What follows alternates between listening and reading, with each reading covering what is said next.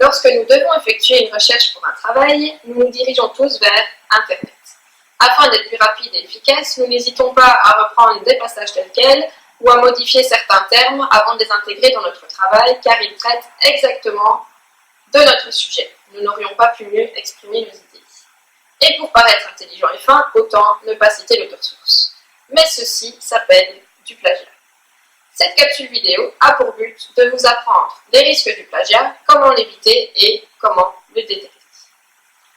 Pour mieux comprendre le plagiat, nous devons cerner ses caractéristiques.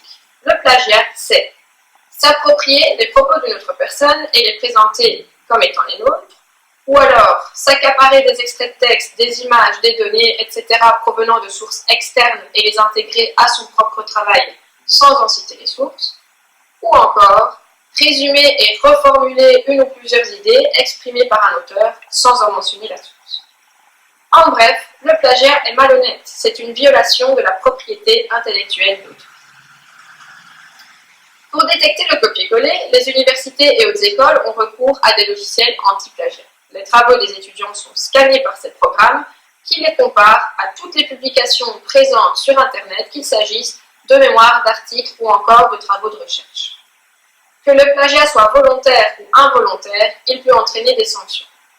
Si vous avez des doutes sur l'authenticité de vos écrits, vous pouvez les vérifier via certains logiciels comme Viper, Copyleaks ou Paperletter.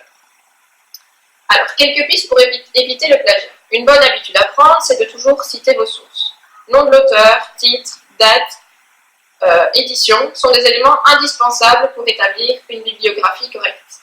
Lorsque vous reprenez des citations telles quelles, veillez à les signaler par des guillemets. Enfin, dernier conseil, lorsque vous avez un travail à réaliser, ne vous y prenez pas trop tard, vous risqueriez d'être tenté par le copier-coller.